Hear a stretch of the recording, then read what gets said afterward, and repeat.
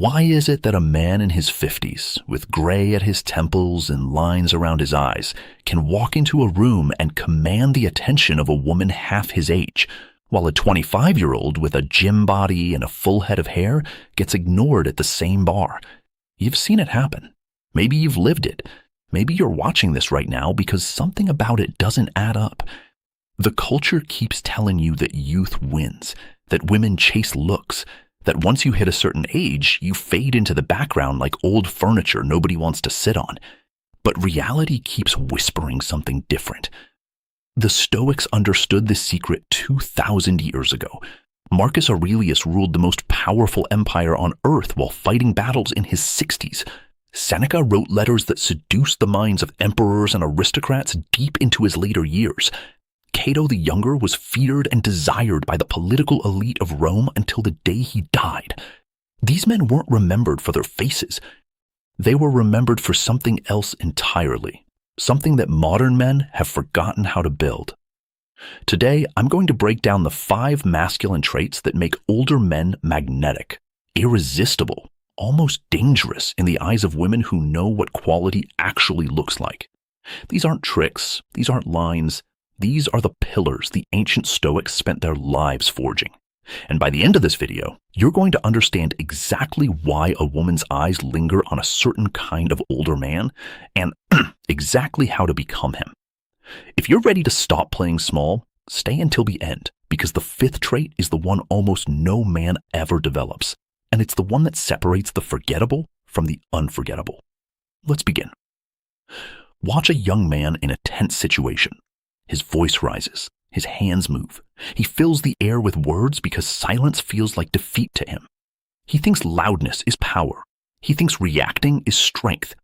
Now, watch an older man who has walked through real fire in his life. Someone interrupts him. Someone insults him. Someone tests him. And what does he do? Nothing. He lets the silence sit there like a boulder. He doesn't flinch. He doesn't rush to defend himself. He looks at the person the way a lion looks at a barking dog on the other side of a fence, amused, unbothered, unmoved. This is what women feel before they can even name it. The Stoics called this apatheia, the state of being untouched by the chaos of lesser minds. Epictetus, born a slave and crippled for life, wrote that no one can truly insult you unless you agree to be insulted. Think about the weight of that. Think about what it means to live as a man who simply does not accept the invitations the world keeps sending him to lose his composure. Young men mistake loudness for dominance. They yell in traffic. They argue with strangers online. They flex their emotions like a peacock flexing its feathers. And women read this instantly as weakness, because it is weakness. It's the nervous system of a boy who hasn't learned that the world cannot hurt him unless he lets it. An older man who has cultivated real composure walks into any environment and changes the temperature of the room just by being in it. Women notice the way he doesn't chase conversation, the way he doesn't perform, the way his laugh is rare and therefore valuable, the way his eye contact doesn't waver, doesn't hunt, doesn't beg. There's a slowness to him, a deliberateness. Every movement seems to say, I have nowhere to rush to, because everywhere I go, I am already home in myself. This is intoxicating to a woman. Do you understand why? Because her entire life she has navigated men who wanted something from her, who needed her reaction, who needed her approval, who needed her to soothe their insecurities. And now suddenly she meets a man who needs none of that. A man whose silence is fuller than most men's words. A man whose stillness makes her feel for the first time that she is the one who has to rise to meet him. She feels safe near this man. Not the shallow safety of a boring partner, but the deep, primal safety of a creature who knows he is protected by a stronger creature. Her nervous system settles, her guard lowers, her curiosity ignites. And here is the secret no one tells young men. You cannot fake this. You cannot script this silence. It has to be real. It has to come from a foundation of having survived things, lost things, buried things. and emerged on the other side with the quiet knowledge that whatever happens next, you will handle it. That's the gravity of composed silence, the foundation everything else is built on. There's a strange paradox at the heart of masculine attraction. The men who try hardest to appear powerful are always the least powerful. The men who boast their wealth, brag about their conquest, dominate every conversation, wear their status like a costume, all of it repels quality women on a level they can't even articulate. Why? Because real authority never needs an announcement. The king does not tell you he is the king. The king simply walks into the throne room and everyone knows. Seneca wrote about this in his Letters from Exile. He said that the man who is genuinely powerful has no need to prove it, because his power is not granted by the perception of others. It belongs to him, woven into his bones, independent of witness. The Stoics understood that external validation is the drug of weak men, and weak men will burn their entire lives chasing it. An older man who has walked the Stoic path carries himself like a man who already knows his own worth. He doesn't interrupt. He doesn't compete for airtime. He doesn't need to correct every mistake and opinion in the room. He's not threatened by other men's success because his own sense of self is not built from comparison. It's built from achievement, from the long, brutal grind of building a life with his bare hands. Women can smell this from across a room. Think about the way older men in films captivate audiences. The character actors who play kings, generals, billionaires, mentors. They don't shout. They don't strut. They sit back in their chairs. They wait to be addressed. When they speak, their voice is low and unhurried because they know the room will pause to hear them. That presence is not a performance. It's the residue of a real inner posture that any man can build. But most men never will. Here's what young men get wrong. They think authority means dominating others. No, authority means being unquestionably dominant over yourself, over your impulses, over your appetites, over your reactions. A man who has conquered himself doesn't need to conquer anyone else. And women pick up on this with eerie accuracy. When a woman meets a man like this, something shifts in her. She stops testing him the way she tests other men. She stops pushing to see where the cracks are, because she can feel there are no cracks. She begins instead to lean toward him, to wonder about him, to want to earn the depth of his attention, rather than demand it. The younger man, with bulging arms and a loud laugh, might pull her eye for a moment, but the older man at the end of the bar, reading a book, not looking up, not performing, not trying, is the one she finds herself thinking about 3 hours later. Because authority that doesn't announce itself is the loudest authority in the room. Let's be honest, young men are interchangeable. Most of them have the same opinions absorbed from the same 5 influencers, the same travel stories from the same 3 destinations, the same ambitions parroted from the same self-help books, the same surface layer of personality because they haven't lived long enough to develop a deeper one. A woman can have a conversation with a 23-year-old and already know within 15 minutes every interesting thing he has to say, and then she's bored. Not because he's stupid, but because he hasn't had time to collect any real weight. Now put that same woman across the table from a man in his late 40s who has traveled through his own storms, a man who has built businesses, lost them, built them again. A man who has buried parents, raised children, held a crying friend at 2 a.m. in the morning. A man who has read 1,000 books, not to impress anyone, but because he genuinely wanted to understand the world before he died. The texture of that conversation is completely different. There's no script. There's no performance.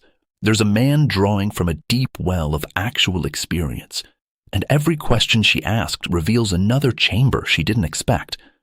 This is what the Stoics meant when they talked about gravitas, the weight of a soul that has been shaped by real time under real pressure. Marcus Aurelius, in his Meditations, reminds himself that most men live on the surface of their lives, skimming along like water bugs. But the philosopher, the real man, dives deep. He examines, he suffers, he reflects, he comes back up changed. A woman of any real caliber craves this depth in a man, not because she's calculating, not because she's chasing status, but because her own soul is hungry for a conversation that goes somewhere, for a partner who can meet her in places other men don't even know exist. Here's what young men cannot manufacture, no matter how hard they try: the look in the eye of a man who has been humbled by loss, the quiet smile of a man who has made peace with his mortality, the slow nod of a man who knows exactly what the woman across from him is feeling, because he's felt it himself 100 times in 100 different rooms. This is why older men, stoic older men, have an unfair advantage. They have content. They have substance. They have stories that don't need embellishment because the stories are already dramatic enough as they are. And when a woman finds a man like this, she doesn't want one night with him. She wants many nights. She wants to keep peeling back the layers. She wants to know what made him, what broke him, what rebuilt him. His life becomes a book she wants to read slowly, page by page. Depth is a gravitational force. Shallowness is weightlessness. Guess which one holds a woman in orbit? This might be the most misunderstood trait of all, and it's the one that 90% of men at every age get wrong. Watch how most men behave when they're attracted to a woman. They lean in. They text too much. They try to impress. They agree with everything she says. They reshape themselves like wet clay to fit whatever mold they think she wants. They're so terrified of losing her that they sacrifice the very thing that would make her want them: their own center, their own frame, their own unshakable self. An older, stoic man does not do this. He has seen enough. He has lost enough. He knows deep in his bones that no woman is worth abandoning himself for. Not even the most beautiful one. Not even the one his body is screaming for. The Stoics call this sophorsinin, the mastery of one's own desires, the refusal to let appetite drive the chariot of the soul. When this older man meets a woman who intrigues him, he doesn't chase, he doesn't hunt, he doesn't strategize. He simply lives his life in her presence and lets her decide whether she wants to walk beside him. He's curious about her. He enjoys her, but he never needs her. Do you understand how rare this is? Do you understand the effect this has on a woman who has spent her entire adult life being pursued by men who are willing to humiliate themselves for her attention? She meets this older man, and for the first time, she's disoriented. She's the one leaning in. She's the one asking questions. She's the one wondering if she said something wrong when he takes 3 hours to reply to a message. The dynamic has flipped, and she can't remember the last time she felt this kind of curiosity, this kind of hunger, this kind of uncertainty about a man. This isn't a game. This isn't a technique. This is the natural byproduct of a man whose life is genuinely full. A man who has built his own peace, his own purpose, his own daily rhythms of satisfaction. When your life is truly yours, a woman's arrival does not complete the picture. She is invited into a painting that is already beautiful on its own. Young men chase because they feel incomplete. They think a woman will fix the hollowness inside them. And women feel this need like a bad smell. It repels them. It activates every protective instinct they have. They know correctly that a man who is counting on them for his fulfillment is going to drain them the moment the novelty wears off. The older Stoic man carries no such hollowness. He has sat with himself in solitude. He has made friends with his own company. He has built an internal world so rich that no one is needed to rescue him from it. And women can feel this immediately. His non-chase is not coldness. It's not games. It's not indifference. It's the calm, grounded radiance of a man who has nowhere to go because he's already arrived.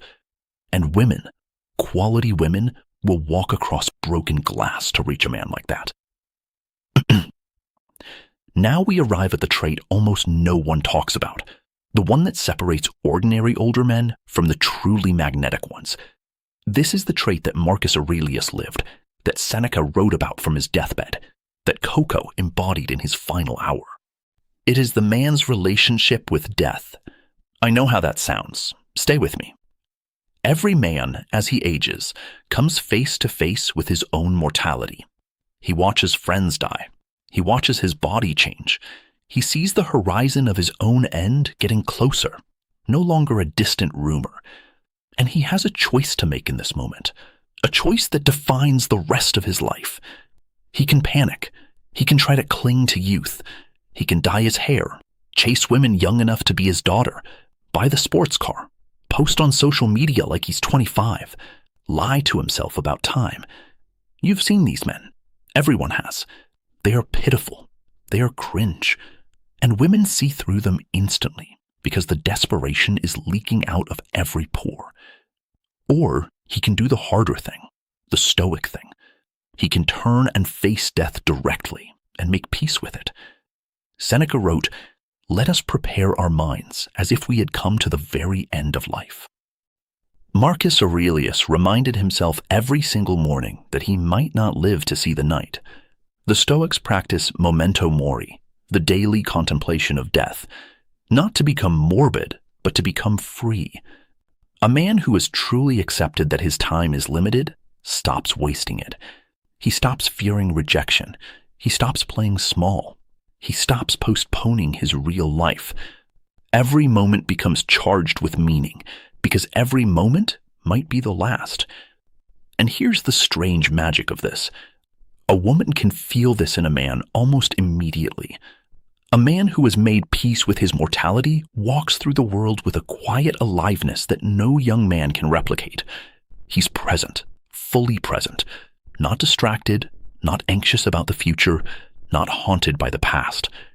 He sees the woman in front of him as if he might never see her again, because he knows, truly knows, that this might be the last conversation they ever have. His attention is total. His presence is total. Women have never felt anything like it. Most men they met are half there, checking phones, thinking about work, mentally rehearsing their next line. This older, stoic man is fully in the moment with her, and his eyes hold a kind of calm, warm finality that makes her feel like she is the most important thing in the universe for the span of that conversation. And beyond the presence, there's something else, a kind of peace, a kind of gentleness. Men who fear death become cruel, desperate, grasping. Men who have befriended death become softer, wiser, kinder. They have nothing left to prove. They've already faced the only thing worth fearing, and they've walked away from the confrontation unbroken. This man laughs easily because he knows how precious laughter is. He loves deeply because he knows love is finite. He listens carefully because he understands that every word might be the last one he hears from the person speaking. There's a weight of tenderness in him that young men cannot even imagine, and to a woman, this tenderness paired with his iron composure is devastating. It's the combination she's been searching for her whole life, without knowing how to describe it.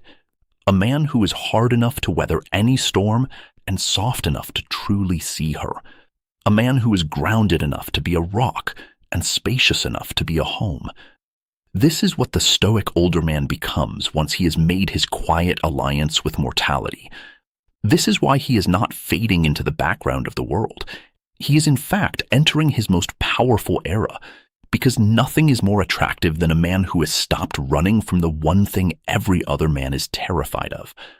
So there they are, the 5 traits.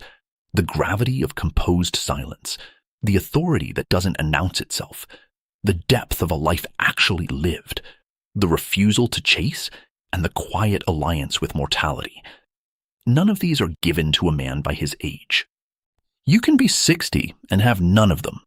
You can be a hollow, desperate, anxious, chasing man at any age, and many are. What makes the older Stoic man irresistible is not the number of years he has lived, but the quality of the soul he has forged inside those years. But here is the good news. Every one of these traits can be built deliberately at any age. The Stoics didn't wait until they were old to begin. Marcus Aurelius was writing meditations in his prime, preparing his mind for the weight of every stage of life to come. Seneca was practicing his death years before it arrived. They understood that the man you are at 60 is simply the sum of the choices you made at 30, 40, 50. Every small act of composure, every refusal to chase, every hour spent in depth and reflection is a brick in the foundation of the man who will one day stop women in their tracks without saying a word. If you take one thing from this video, let it be this. The world is trying to convince you that your relevance fades with age. The Stoics knew the opposite was true. Your power compounds. Your presence deepens. Your magnetism is not a fire that burns out, but a slow heat that grows hotter with every passing year if you tend to it correctly. Become the man whose silence is a symphony, whose authority needs no audience, whose life has weight, whose center cannot be moved by any woman or any storm, whose peace with death has freed him to live. The women who matter will find you, not because you chased, but because you became undeniable. If this resonated with you, hit that like button, subscribe for more Stoic wisdom from modern men, and drop one word in the comments, the trait you're going to start building today. Your transformation begins now. Time is shorter than you think. Use it well.